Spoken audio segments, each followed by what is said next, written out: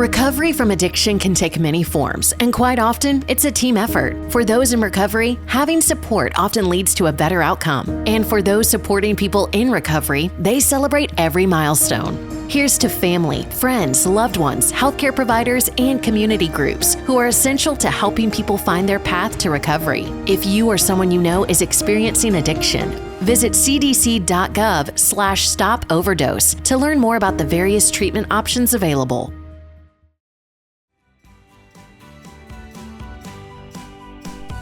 Hello and welcome to our Recovery Month special here on Recovery Stories Have Power. My name is Oliver Books, and I am thrilled to have you with us. Throughout the month of September, we'll be releasing new video podcasts each week to celebrate Recovery Month with you. We'll also, as always, be streaming to all platforms, so whatever's comfy. We've lined up some incredible guests from all across the recovery field who will share their personal journeys into advocacy, giving you a behind-the-scenes look at some of the most impactful organizations driving change today. These conversations dive deep into various aspects of recovery advocacy and activism, but they all share one thing in common. You can help.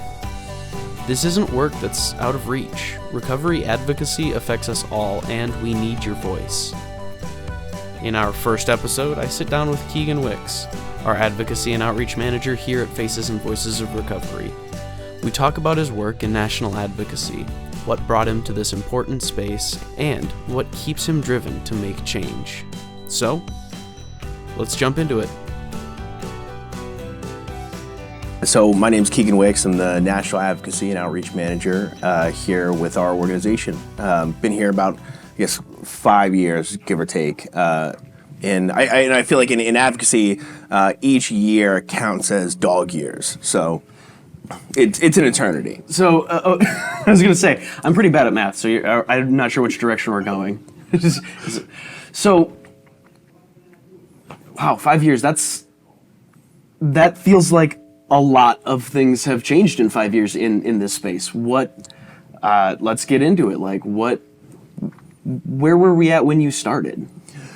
Yeah, so I mean, you're right. I mean, a whole lot has changed in the last 5 years, and really, I mean, I think the last 10 years of our movement have been really pivotal in setting the stage for where we are now, and it's something that's occurred.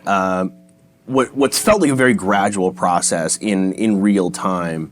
I think as an organization, right around the 5-year mark, 5 years ago, so 2019, we overhauled a lot of our advocacy efforts and our efforts in policy, and really started to focus anew on what kind of activity we were engaged in.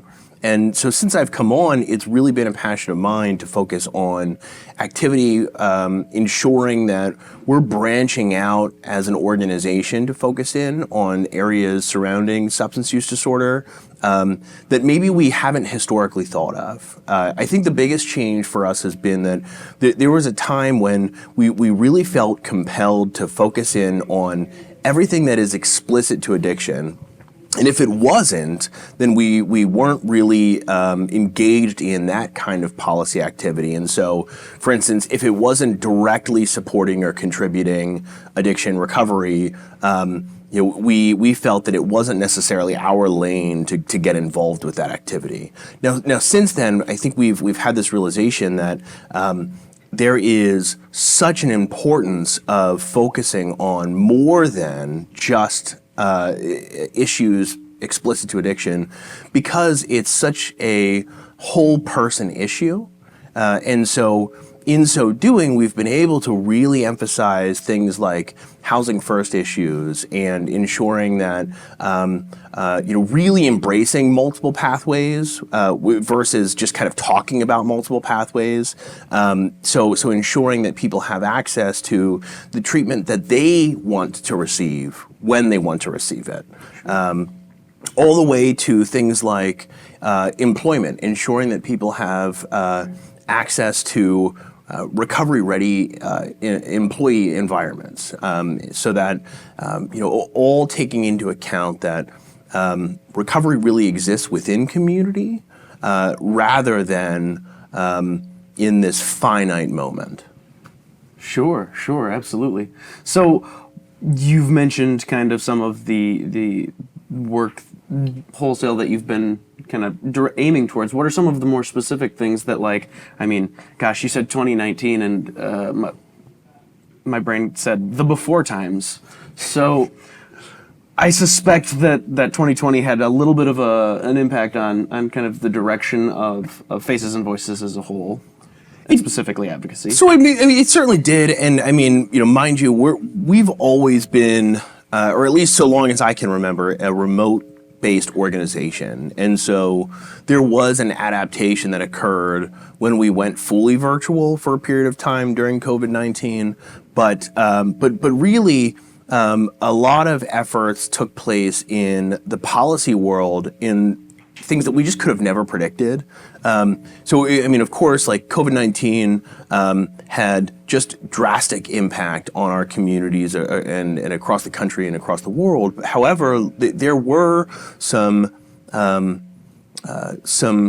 things that came from COVID-19, the outcomes in the policy space that we just that have proven beneficial. And so things like prior to COVID-19, we weren't, most of the meetings we held with members of Congress were in person or the occasional telephone meeting. And now, and especially during, we were able to just get onto a Zoom meeting to be able to have conversations one-on-one with these folks and their office and their staffers. And what we saw was that there was a different element that happened with those meetings that didn't exist before, which was that people were often in their own homes when we were conducting these meetings. So members of Congress or their staffers were in their homes.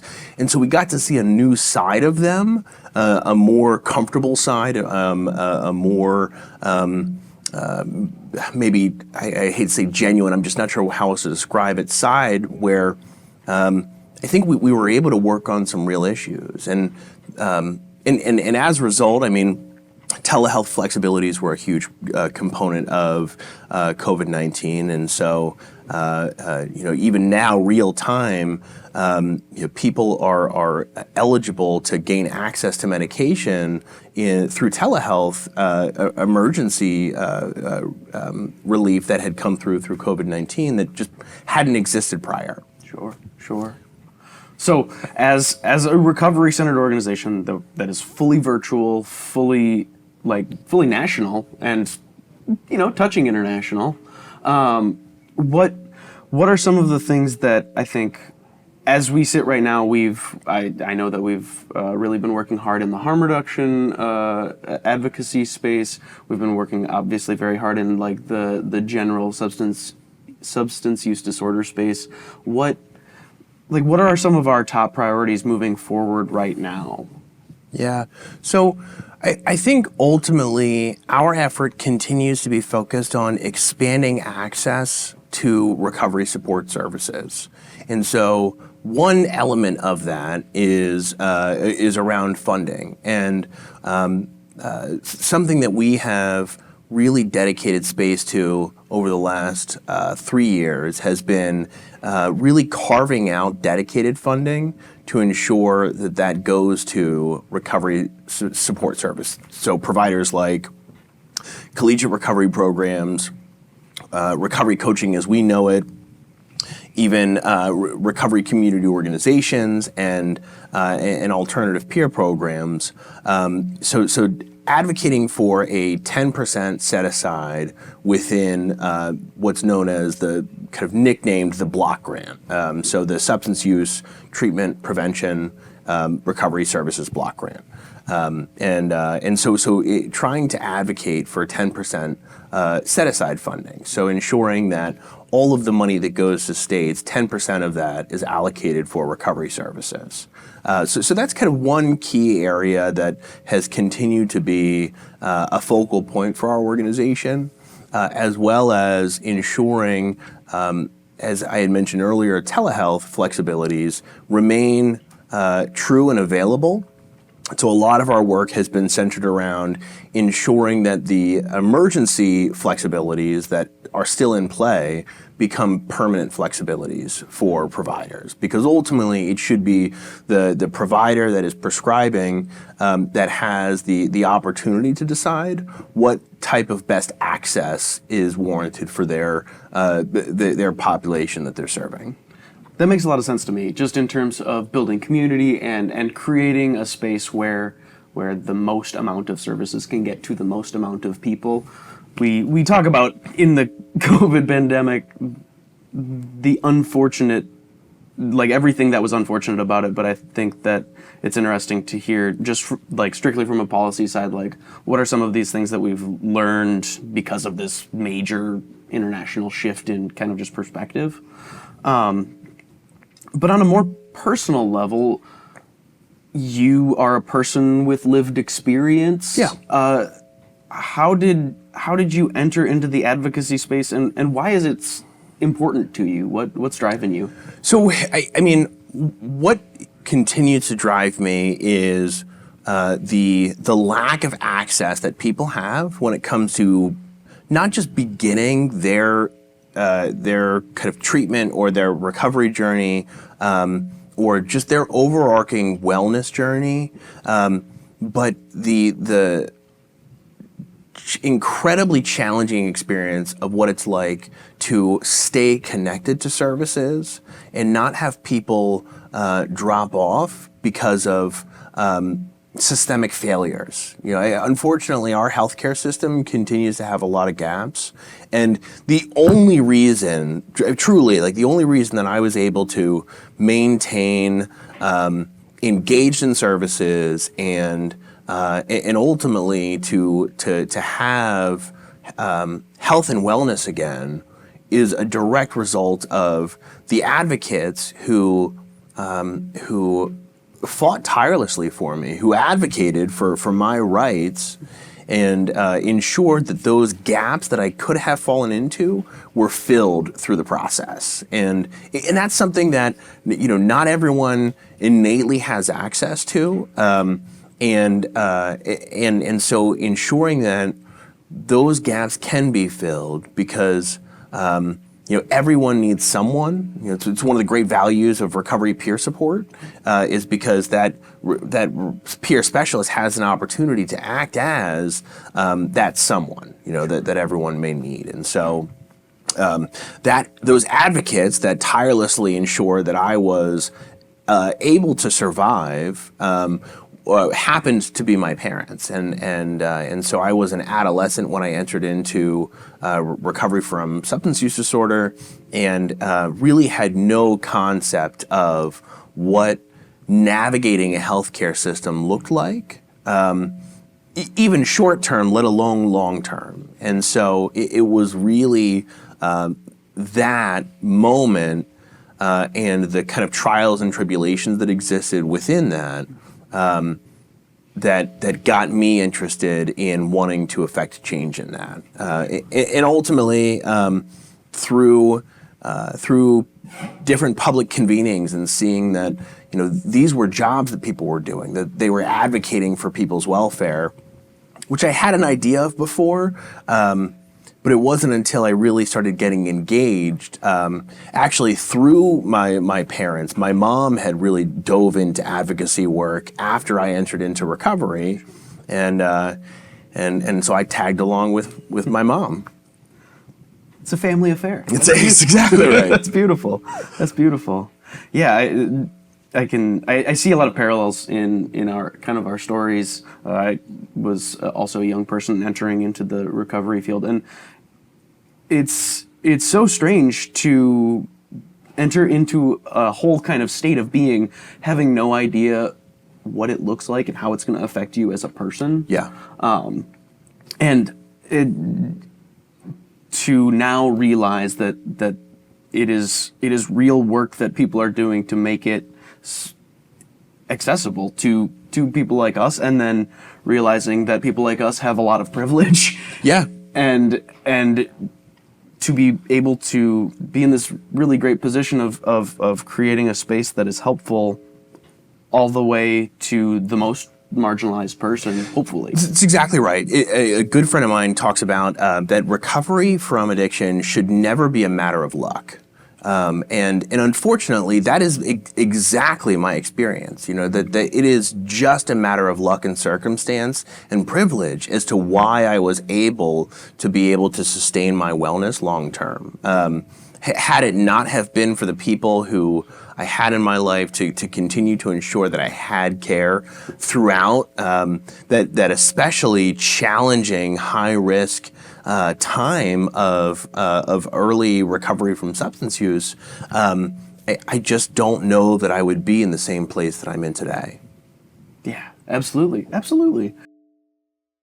In life and recovery, every day is a little different. Embrace the good days, the not so good days, and the challenges, and acknowledge how you overcame them. Find the path to recovery that works for you. Learn more at cdc.gov/stopoverdose.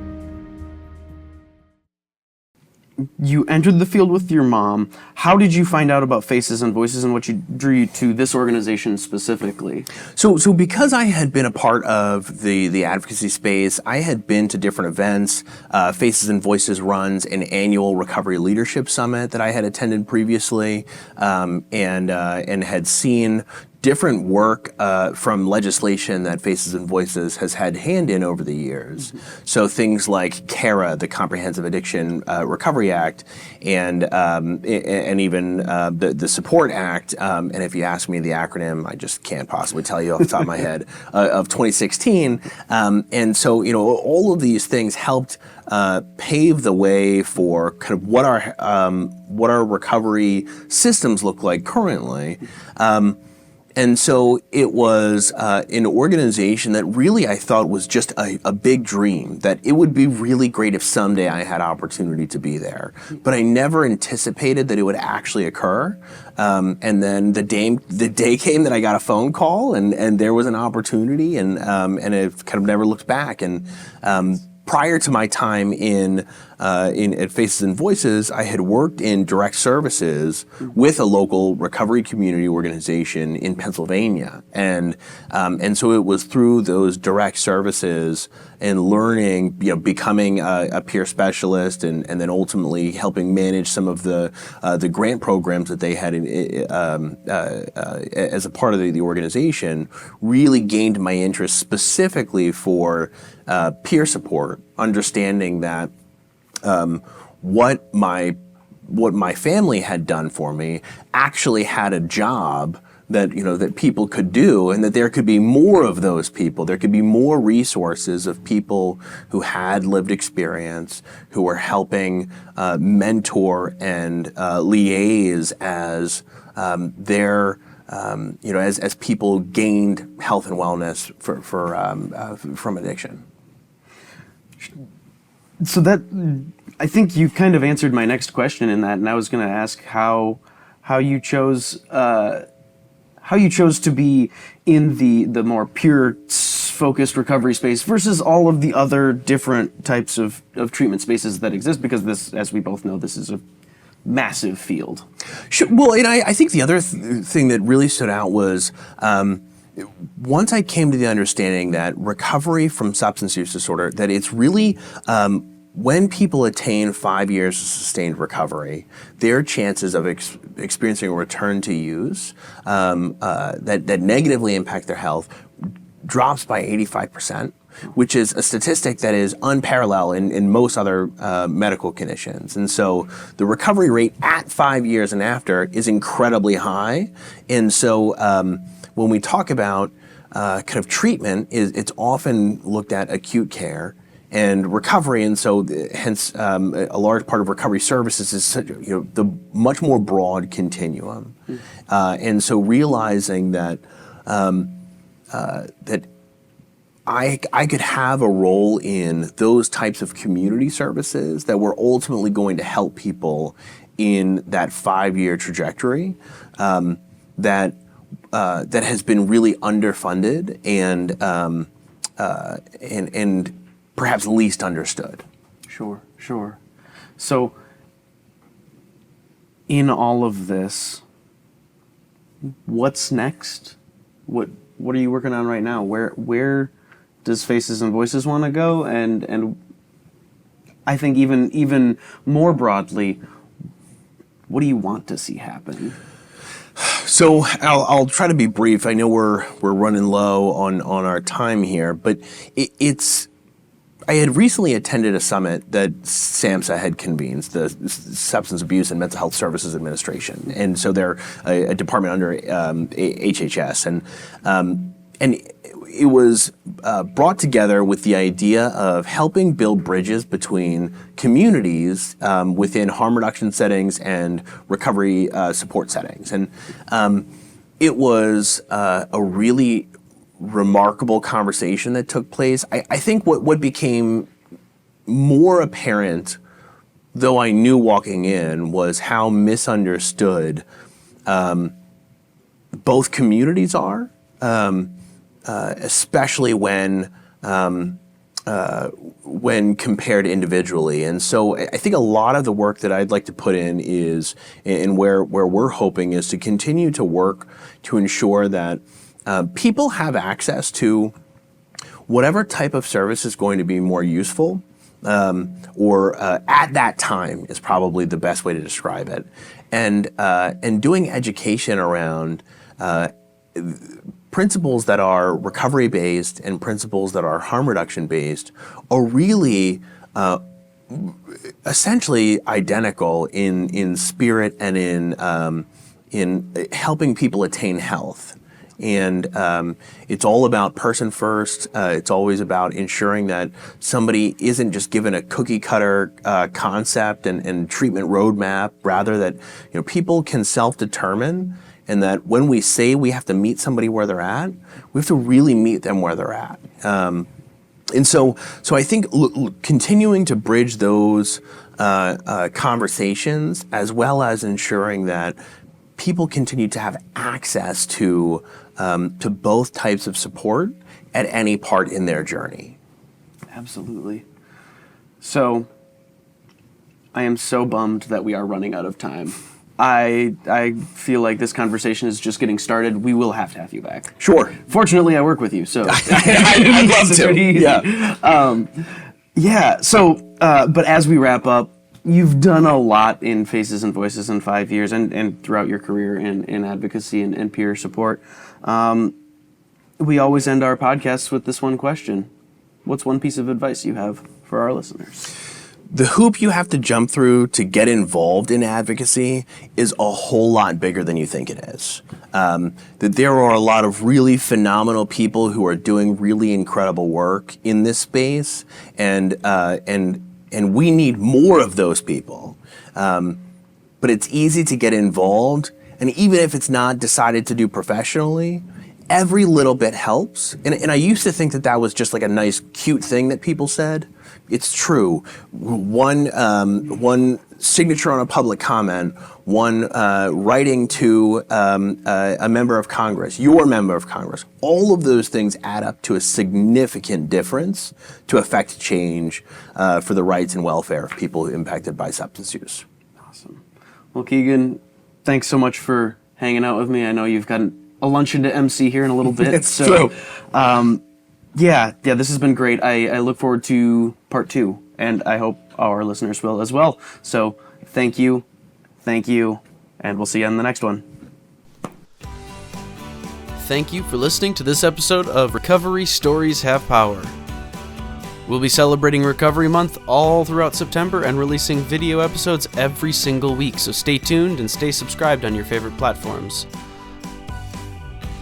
You can find all of our episodes on every streaming platform, as well as our website. That's facesandvoicesofrecovery.org/podcast. A huge thank you to my colleague Keegan Wicks. It was wonderful chatting with you. Again, we have 3 more video episodes coming at you soon, so stay tuned. The show is produced and engineered by me, Oliver Books. Opening and closing music is Come On Home by our friend Chris Tate, and shout out to the good folks at his RCO, Passenger Recovery in Hamtramck, Michigan. If you have comments, questions, or suggestions, send us an email at podcast@facesandvoicesofrecovery.org. Don't forget to rate and subscribe on your favorite podcasting platform. The engagement really does help us out. Thank you so much for listening, and we'll see you next week.